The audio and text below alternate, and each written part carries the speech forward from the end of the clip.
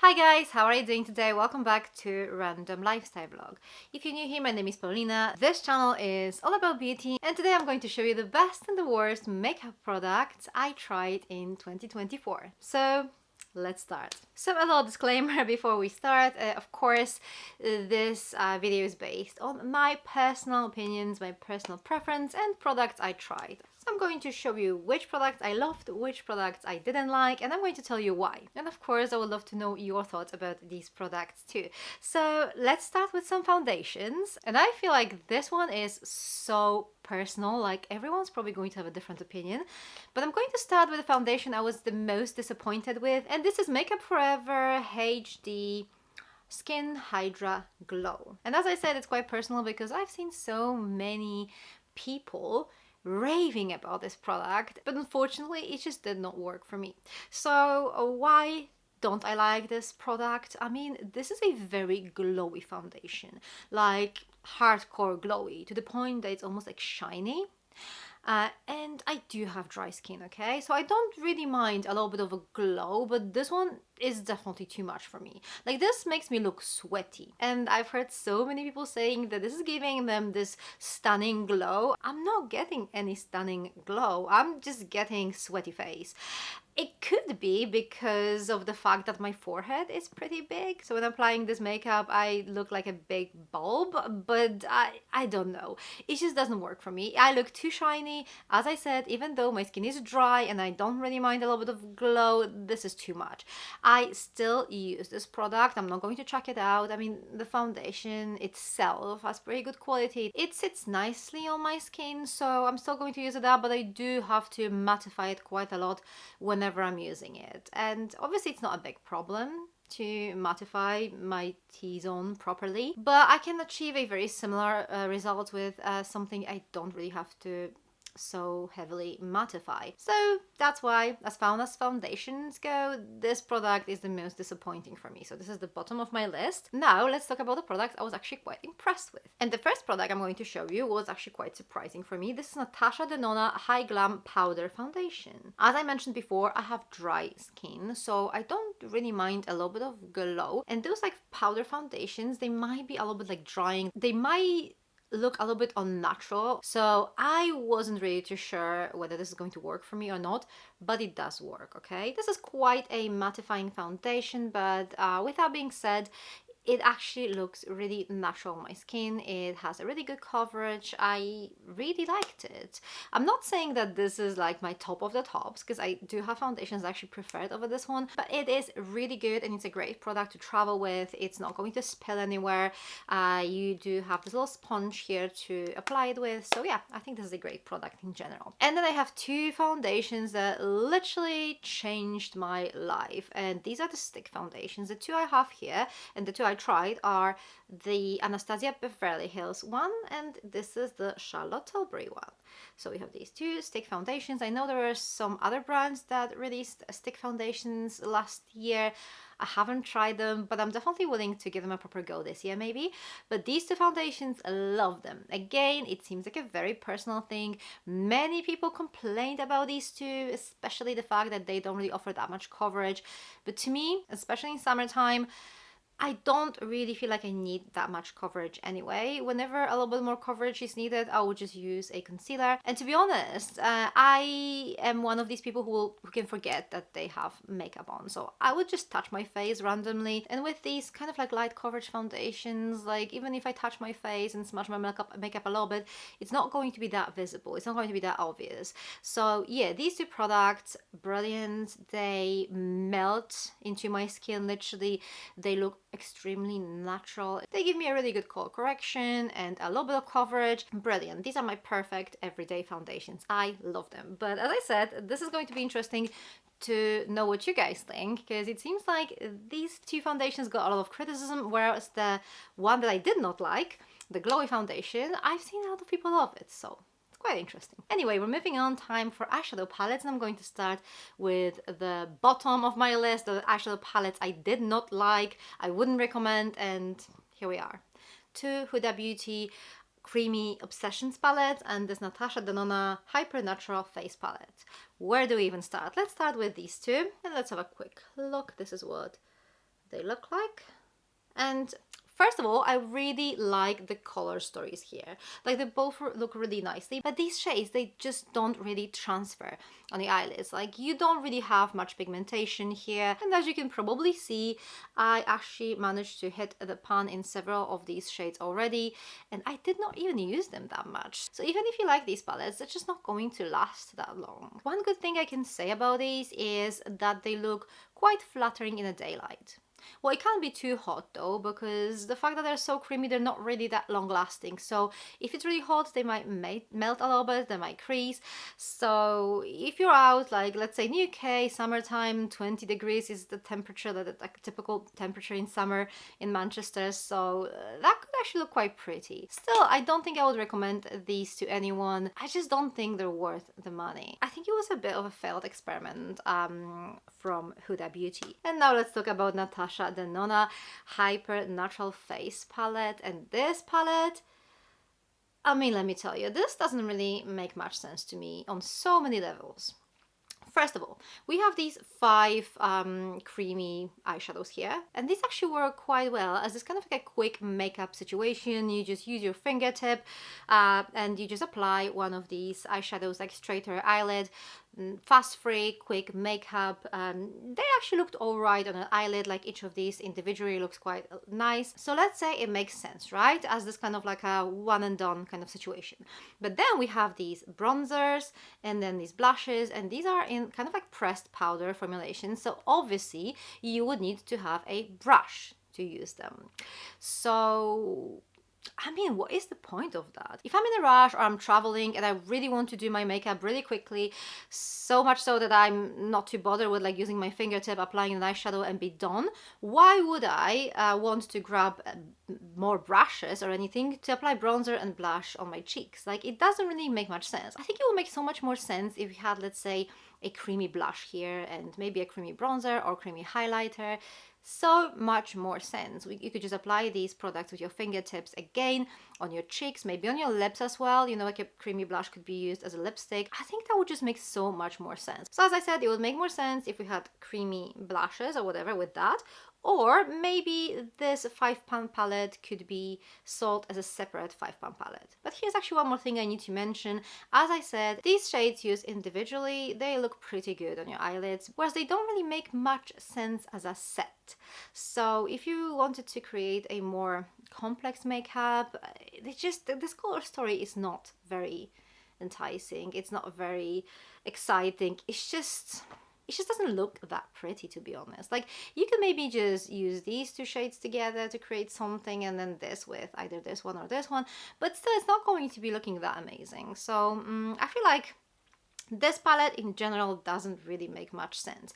It is usable, I'm still using it here and there, but I just feel like, again, a little bit of a failed experiment maybe. But on the flip side, these were the only palettes I found really bad this year. Like, everything else I tried was actually pretty good. I do have a couple of palettes I'd like to mention like separately, and I'm going to start with this Charlotte Tilbury palette. This is Pillow Talk Beautyverse Love palette, and I'm actually really impressed with the quality of this palette. Like, these all swatched so consistently. The swatches were amazing, the quality is really good. Some people don't really like this color story, and I can imagine this is not for everyone. This is pretty dark. I personally like it, but obviously it's down to like your personal preference. I still think this is a really good quality palette, and you know, with Charlotte Tilbury, you kind of never know with her eyeshadows. But yeah, I'm actually quite impressed with that. Next up, we have this Icy Nude palette by Huda Beauty, and let me just show you what it looks like. I mean, look, this is so pretty, and I really love to see like this proper kind of neutral, cool toned palette after so many warm toned palettes that were released in the recent few years. I think like warmer nudes were like all the rage recently, whereas now things might start changing a little bit. This is like a really beautiful, cool toned nude palette. The quality is amazing. I love pretty much everything about this. And the last palette that I'd like to mention might surprise you a little bit because it's a tiny one from Natasha Denona. This is Mini Rose palette, and this one is just so pretty. This is a really beautiful palette, perfect for this kind of like an ultra feminine, very kind of like fresh look. I think this one was so good. I was really impressed with the quality and with the looks you can actually create with that. And listen, as far as Natasha Denona goes, I feel like apart from this, everything else that she created was pretty good. This palette I was like 100% impressed with. She did have quite a lot of neutral palettes this year, like warm neutrals. She did have Roxa palette, which was a little bit of a pop of color in her collection now with like purpley pinkish shades. They were all good. The only thing I don't rave about them more is because I'm not the biggest fan of her new eyeshadow formulation. I don't hate it or anything, but I preferred the old one. And I know many people love this new formula. It's like more satin, it's a little bit drier.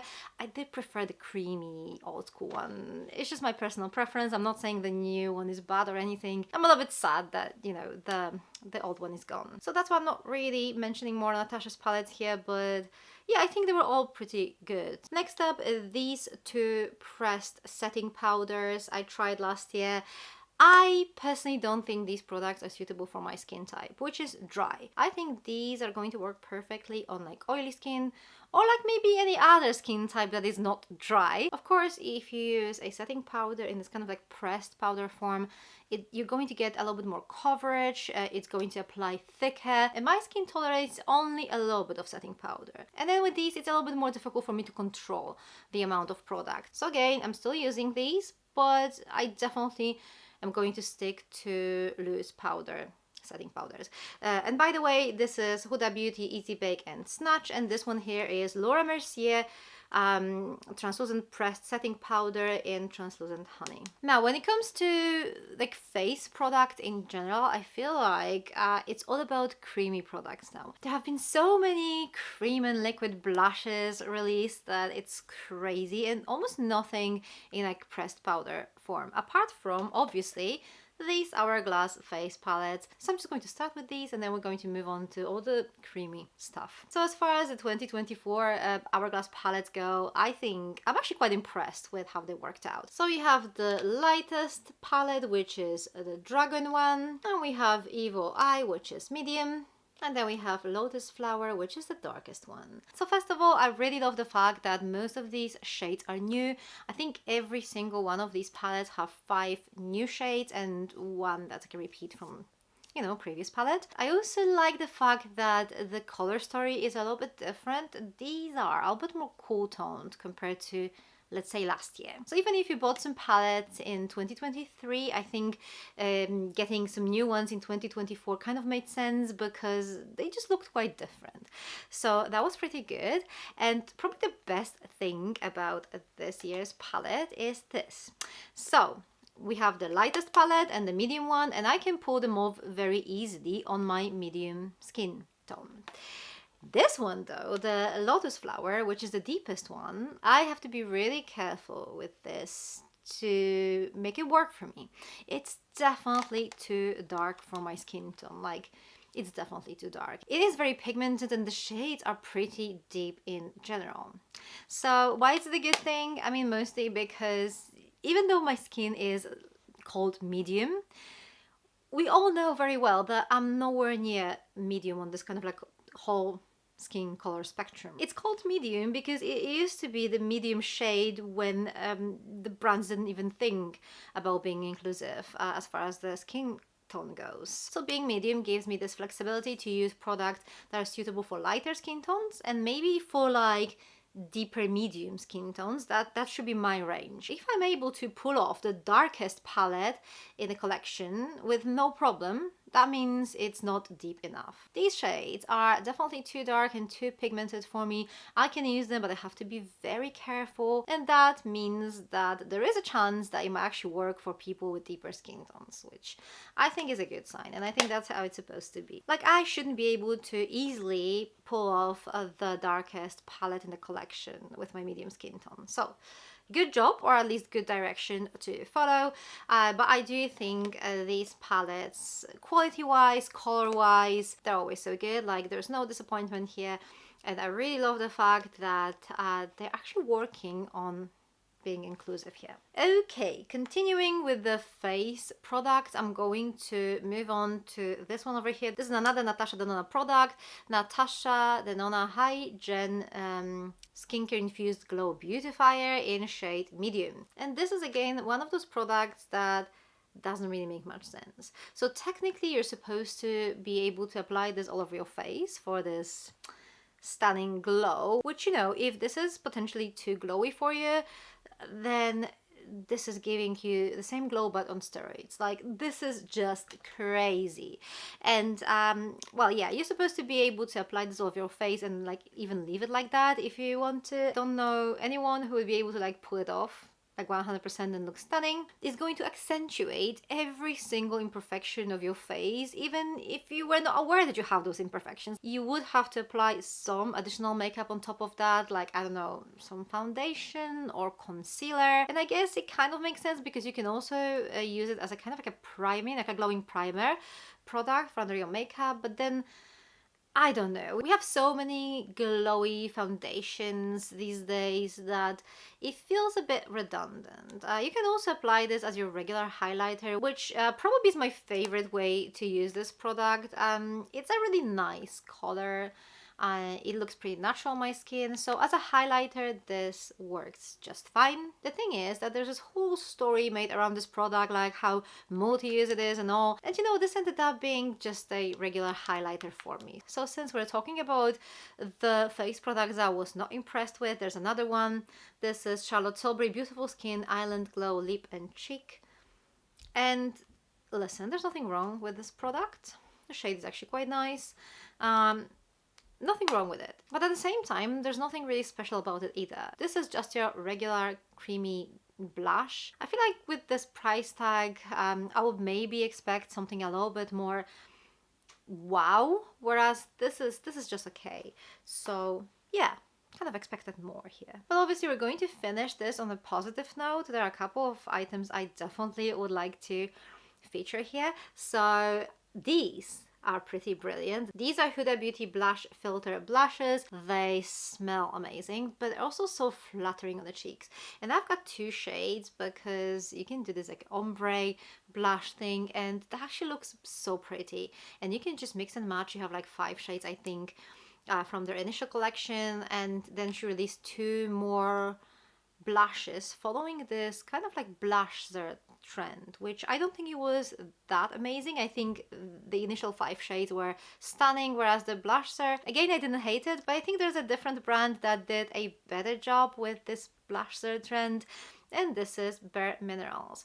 So this is actually so good. This is Complexion Rescue Bronzer, which is a blush and bronzer in one product. The shade I've got is Kiss of Rose, and this is so good. So it adds a little bit of color to your face, but it adds some warmth as well. It looks very natural. It looks so flattering too. I really love the formula. I love how it sits on my skin. This is so good. So if I hadn't tried this product, maybe I would be over the moon with the new Huda Beauty shades. But having tried this product, I think this one is better. Okay guys, so these were the best and the worst makeup product I tried in 2024, according to me, of course. What do you guys think? Let me know your thoughts in the comment section down below. Thank you very much for watching. For more beauty related content, check those videos over here. I'm going to see you very soon. Take care. Bye.